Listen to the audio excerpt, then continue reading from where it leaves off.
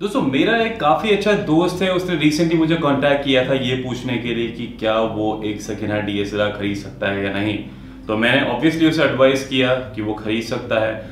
वो कुछ हड़बड़ी में था, उसने मुझे ज्यादा चीज नहीं पूछी। उसने मुझे बोला कि ठीक है मैं तेरे से बाद में बात करता हूँ। मैं उसको कुछ चीजें बोलने वाला था पर नहीं। और जब उसने मेरे को फोन किया था, वो एक्चुअली जिससे खरीद रहा था वो उसी के साथ पे था।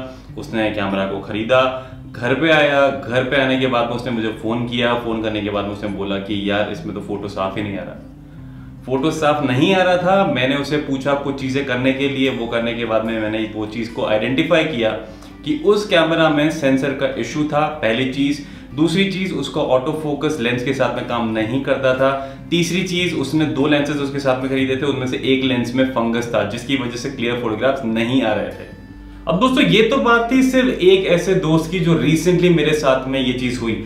इसके अलावा अगर मैं बात करूं अपने टोटल एक्सपीरियंसेस की, तो मैंने ऐसे कम से कम 50 केसेस देखे हैं जहां पे कभी भी किसी ने सेकंड हैंड कैमरा खरीदा या लेंस खरीदा, उसको बाद में कुछ इश्यू फेस करने पड़े। अब यहां पे मैं आपको ये बोलना नहीं चाहता कि आपको कभी भी सेकंड हैंड कैमराज या लेंसेज नहीं खरीदने चाहिए। नहीं, ऐसा बिल्कुल नहीं है, क्योंकि आप और मैं, हम सभी यार एक बेस्ट डील के फिराक में होते हैं। कभी कोई अच्छी चीज, अच्छी डील दिख जाती है तो डेफिनेटली आप और मैं खरीदना चाहेंगे, उस मौके का फायदा उठाना चाहेंगे। पर यहाँ पे कुछ ऐसी चीजें ऐसी है, जब भी आपको सेकंड हैंड डीएसएलआर या फिर कैमरा या फिर से बॉडी या फिर से लेंसेज, अगर ऐसी चीजें खरीदनी होती है तो कुछ चीजें हैं जो आपको डेफिनेटली दिमाग में रखनी होती है। अगर आप एक एमेच्योर हैं या फिर आपको ज्यादा इंफॉर्मेशन या ज्यादा नॉलेज नहीं है इन चीजों के बारे में, तो ये बहुत ही ज्यादा ऑब्वियस है कि कोई ना कोई आपको ठग लेगा या फिर आपको कोई घटिया सा जो प्रोडक्ट है वो आपको फिर भी अच्छे दाम में बेच देगा। और फाइनली आप क्या करेंगे, सिर्फ और सिर्फ रिग्रेट। तो वो मैं डेफिनेटली नहीं चाहता हूं। इसीलिए दोस्तों आज का जो एपिसोड है वो हमने डेडिकेट किया है सेकंड हैंड डीएसएलआर और लेंसेज के ऊपर, जहां मैं आपको बताने वाला हूं कुछ ऐसी चीजें जो आपको दिमाग में रखनी चाहिए, जो आपको कंसिडर करनी चाहिए जब भी आप कोई भी सेकंड हैंड डीएसएलआर या फिर बॉडी या लेंसेज खरीदते टाइम पे ध्यान रखिए। तो नमस्कार दोस्तों, मैं हूं अखिल ऑलमोस्ट सोशल से, और आज के इस वीडियो में जैसा आपको ऑलरेडी मालूम है हम बात करेंगे क्या क्या वो चीजें जो आपको सेकंड हैंड डीएसएलआर खरीदते टाइम पे ध्यान रखनी चाहिए। तो ज्यादा वक्त बर्बाद नहीं करते हुए चलिए स्टार्ट करते हैं।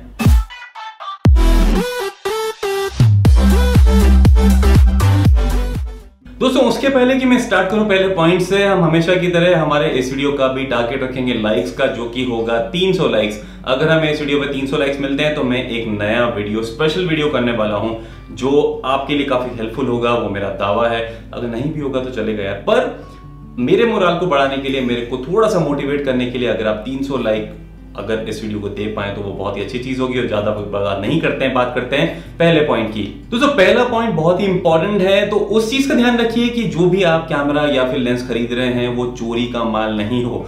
बहुत कॉमन है यार, ग्रे मार्केट में, चोर बाजार में काफी बार ऐसी चीजें होती है कि आपको कोई ना कोई चेप लगा जाता है और मिलता आपको फाइनली क्या है, एक चोरी किया हुआ माल। अब अगर आप ये सोचते हैं कि ये चोरी किया हुआ माल ट्रैक नहीं हो सकता है, जिसका वो ओरिजिनल कैमरा था वो आप तक नहीं पहुंच सकता है, तो ये आपकी बहुत बड़ी मिस्टेक है। क्योंकि हर एक फोटो की एक एग्जिट इंफॉर्मेशन होती है, तो उस एग्जिट इंफॉर्मेशन को ट्रैक करके आप तक पहुंचा जा सकता है। तो आप इस चीज का ध्यान रखिए कि आप जो भी कैमरा या लेंस खरीद रहे हैं वो चोरी हुआ हुआ नहीं हो। अब आप कैसे पता लगाएंगे दोस्तों, कुछ वेबसाइट्स हैं जो मैंने इस वीडियो के डिस्क्रिप्शन में मेंशन करी है, तो आप वहां पे जाके डेफिनेटली चेक कर सकते हैं उन वेबसाइट पे कि क्या उस पर्टिकुलर कैमरा का जो मॉडल होता है, मॉडल नंबर होता है, आपको वहां पे पूरा उसका जो प्रोडक्ट का नंबर है वो सारी डिटेल एंटर करनी होती है और आपको वो सारी डिटेल बता देगा कि ये चोरी हुआ है या नहीं है, किसके नाम से रजिस्टर्ड है, किसके पास में ओरिजिनल बिल है, वो सभी चीजें। तो इस चीज का ध्यान रखिए कि आप पहली चीज जो चेक करेंगे वो आप यही चेक करेंगे कि वो चोरी का माल नहीं हो।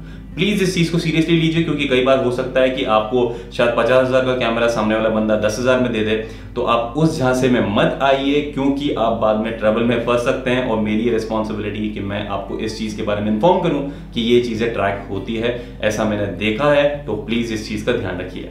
नंबर 2 पॉइंट की बात करें तो हमेशा एक ट्रस्टवर्दी सोर्स के द्वारा ही खरीदें या ट्रस्टवर्दी सोर्स से ही खरीदें। दोस्त का दोस्त हो या फिर कोई डीलर हो जो इस चीज में ही डील करता है, तो ये चीजें दोस्तों थोड़ी सी ट्रस्टवर्दी ज्यादा होती है इन कंपैरिजन की कोई स्ट्रेंजर फेसबुक पे पोस्ट डाल रहा है, आप उससे खरीद रहे हैं, कहीं ना कहीं से कोई कनेक्शन नहीं है और आपने खरीद लिया।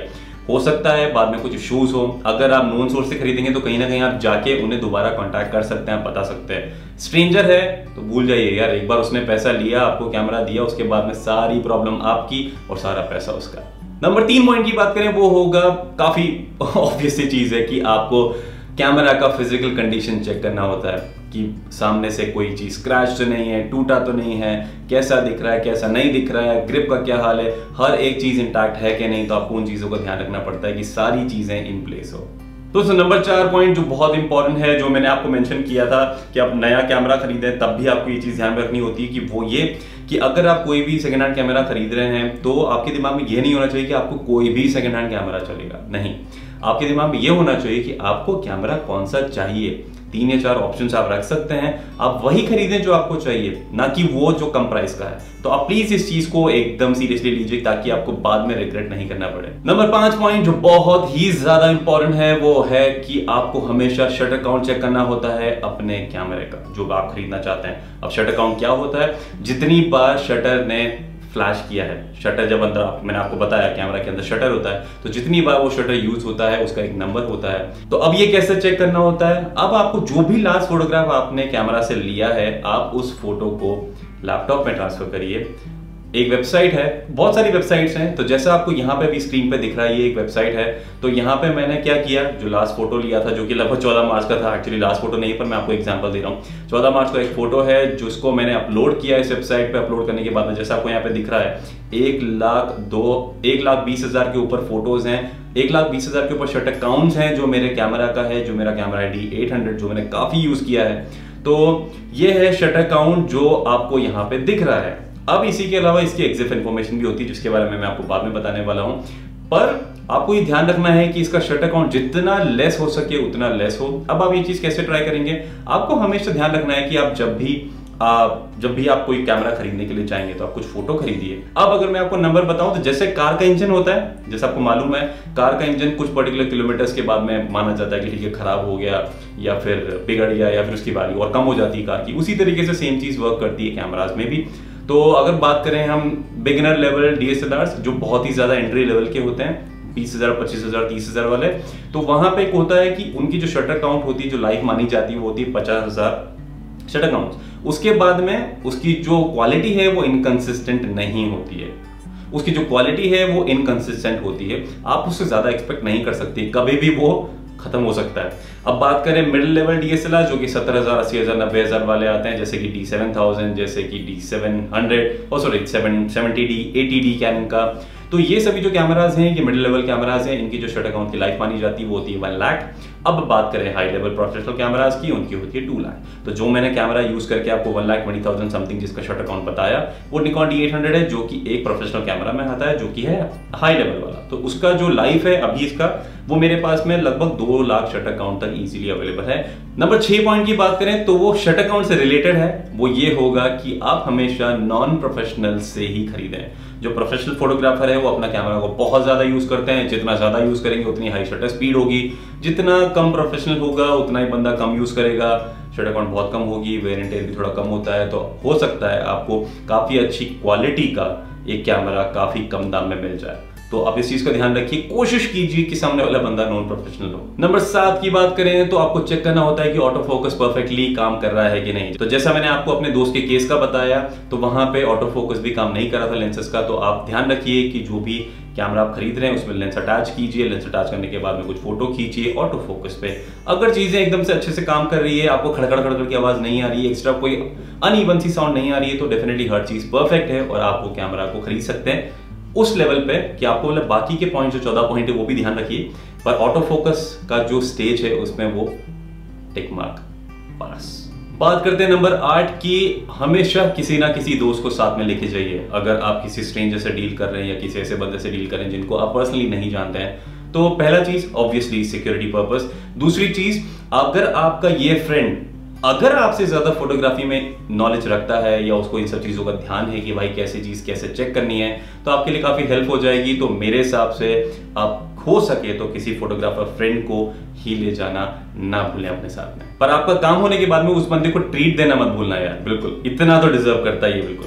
नंबर 9 पॉइंट की बात करें वो होगा सेंसर को चेक करना। आप सेंसर को कैसे चेक करते हैं? यूजुअली अगर आप चाहें तो आप एक व्हाइट फोटो ब्लैक फोटो ले सकते हैं, पर सबसे सेफ केस होता है कि या तो आप स्काई का फोटो खींचें अगर ब्लू स्काई है तो, अगर नहीं है तो आप स्काई ब्लू का कलर का एक शीट लीजिए। उस शीट में आप जो भी लेंस और कैमरा है उसमें लेंस को पूरा जितना जूम होता है, अगर 1855 है तो 55 पे जूम करिए, एक फोटो लीजिए। फोटो लेने के बाद में उस फोटो को चेक करिए अपने लैपटॉप में। अगर आपको उसमें कहीं ना कहीं पे कुछ गंदा सा सरफेस या कहीं पे स्पॉट दिखते हैं तो इसका मतलब या तो वो सेंसर क्लीन नहीं है या तो सेंसर में गड़बड़ है, तो उस चीज का भी आप ध्यान रख सकते हैं। नंबर 10 पॉइंट की बात करें तो कैमरा को एक्चुअली टेस्ट कीजिए। हर एक फीचर उसका आपको टेस्ट करना जरूरी है ताकि आपको मालूम पड़ पाए कि हर एक चीज अच्छे से काम कर रही है या नहीं। अब अगर आप नोवाइस हैं, अगर आपको कोई आइडिया नहीं है कि भाई कैमरा को यूज कैसे करना है, पहला डीएसएलआर है, आपने कभी शूट नहीं किया डीएसएलआर में, तो यहाँ पे ये चीज चैलेंजिंग हो सकती है। तो यहाँ पे काम कौन आएगा? वो ही दोस्त जिसको आप साथ में लेके जा रहे हैं, जिसको थोड़ी सी नॉलेज है, वो आपके लिए सारे फोटोज खींचेगा, सारे फीचर यूज करेगा। उसके बाद में वो आपको बताएगा कि चीजें सही से काम कर रही है या नहीं, क्योंकि कुछ नहीं से एटलीस्ट आधी इंफॉर्मेशन तो सही है यार। तो मेरे हिसाब से वहां आपकी सेफ्टी थोड़ी सी बढ़ जाती है। तो आप हर एक फीचर को टेस्ट करना ना भूलें, हर एक feature including all the modes. Number 11 point की बात करें तो आप कार्ड के दोनों स्लॉट को चेक करना नहीं भूलें। अगर 2 स्लॉट है तो 2, 1 है तो 1, 3 है तो 3, सारे स्लॉट को चेक करना ना भूलें। कई बार ऐसा होता है कि कार्ड स्लॉट अच्छे से काम करता है पर कई बार मेमोरी कार्ड रीड नहीं करता है, मेमोरी कार्ड रीड करता है पर फोटो सेव नहीं होता है, और अगर फोटो सेव होता है तो मेमोरी कार्ड लैपटॉप में काम नहीं करता है। तो ये सब इशू आप डेफिनेटली चेक कर सकते हो। तो अपने साथ में एक लैपटॉप और एक कार्ड रीडर डेफिनेटली लेके जाना ना भूलें। नंबर 12 पॉइंट की बात करें वो होगा कि आप बाकी के स्लॉट भी चेक कीजिए। MIC पोर्ट, HDMI पोर्ट, या फिर आपका हेडफोन पोर्ट, या फिर आपके और भी अगर कोई पोर्ट है उसमें वाईफाई फंक्शन है, हॉट शू है, उसको इन सब चीजों को चेक करना भी ना भूलें। नंबर 13 पॉइंट की बात करें, बहुत इंपॉर्टेंट है, थोड़ा लेट आ रहा है क्योंकि डेफिनेटली कोई सीक्वेंस तो है नहीं। बैटरी को चेक करना ना भूलें, बैटरी परफेक्टली काम कर रही है कि नहीं। अगर बैटरी फुल चार्ज दिखा रहा है जब आप कैमरा को यूज करते हैं तो आप कैमरा को ऑन रखो। ऑन रखने के बाद में 10 से 15 मिनट उससे बातें करो जिसको बेचना है। 10 से 15 मिनट बात फिनिश करने के बाद में कैमरा की बैटरी देखिए, कितना स्लॉट उसमें कहाँ पे किधर पहुंचा है, क्या उसकी कैपेसिटी है। अगर वो बैटरी लो दिखाता है तो भाई बैटरी खराब है, उस चीज का डिडक्शन करना ना भूलें प्राइस में से, क्योंकि हो सकता है आपको नई बैटरी खरीदनी पड़े। यहाँ पे ज्यादा टेंशन की बात नहीं है, नई बैटरी खरीद सकते हैं जो लगभग 2500, 3000, 3500 के आसपास आती है। तो उसी की प्राइस का आप वहां से नेगोशिएशन कर सकते हैं और नई बैटरी खरीद सकते हैं अपने लिए। अगर थोड़ा बहुत कम हुआ है तो यार वो तो चलता है, बिल्कुल चलता है। नंबर 14 पॉइंट की बात करें तो वो होगा आप लेंस को अच्छे से चेक करना ना भूलें। लेंस अच्छे से अटैच होता है कि नहीं, अच्छे से डिटैच होता है कि नहीं, लेंस में फंगस तो नहीं है, लेंस में कहीं ना कहीं डस्ट तो नहीं है। अगर डस्ट है, एकदम क्लीन है तो एक बार रब करके देखिए किसी क्लीन क्लॉथ से। अगर वो हटता है तो ठीक है, नहीं हटता है तो कुछ प्रॉब्लम हो सकती है। तो उस चीज का भी आपको ध्यान रखना होता है कि बॉडी के साथ साथ लेंस भी बहुत इंपॉर्टेंट चीज होती है। और number 15 last but not the least की ध्यान रखिए कि आप जो भी कैमरा या लेंस खरीद रहे हैं वो बहुत ही ज्यादा पुराना ना हो। बाबा आदम का नहीं खरीदना यार गलती से भी, क्योंकि सपोर्ट फंक्शन में काफी इश्यूज हो सकते हैं। आपको अच्छे जो फीचर्स हैं, आज के मॉडर्न फीचर्स है, वो हो सकता है नहीं मिले। तो मैक्सिमम 4 या 5 साल पुराना अगर कैमरा है तो भी चल सकता है, मैक्स टू मैक्स। कोशिश कीजिए 1 साल पुराना, 2 साल पुराना ही हो, पर मैक्स टू मैक्स 4 या 5 साल पुराना हो और हर चीज को सपोर्ट करता हो। और जो मैंने 14 पॉइंट आपको इसके पहले बताएं उन सभी में भी वो पास होता हो। अगर आप सेकेंड हैंड कैमरा खरीदते हैं, लेंस खरीदते हैं और इन 15 पॉइंट्स का ध्यान रखते हैं तो मैं आपसे वादा करता हूं कि ना तो आप ठगाई में आएंगे और आपका जो कैमरा है वो आपको डेफिनेटली बहुत ही कम प्राइस में मिलेगा, और तीसरा बहुत ही अच्छे से काम करेगा और आप काफी पैसा बचा सकते हैं जिससे आप कोई एक्स्ट्रा लेंस खरीद सकते हैं नया। तो इन चीजों का ध्यान रखिए दोस्तों। तो इस वीडियो में सिर्फ इतना ही। मैं आशा करता हूं कि आपके लिए ये 15 पॉइंट्स हेल्पफुल हो अगर आप सेकेंड हैंड कैमरा खरीदने का प्लान कर रहे हैं तो, जो मैं एक्सपेक्ट करता हूं कि हाँ आप में से काफी लोग प्लान कर रहे होंगे, क्योंकि होता है यार हर किसी को कम रेट चाहिए होती है। तो ठीक है, इस वीडियो में सिर्फ इतना ही। ध्यान रखिए कि हमको 300 लाइक का टारगेट पूरा करना है। हम आपको मिलेंगे अगले वीडियो में। शूट विद अखिल का नेक्स्ट एपिसोड आएगा वेडनेसडे में और नया एपिसोड आने वाला है इसी का वेडनेसडे, और हमारे और वीडियोस तो बाकी खैर आते ही रहेंगे। तो हम आपको मिलेंगे अगले वीडियो में, तब तक के लिए अपना ध्यान रखिएगा।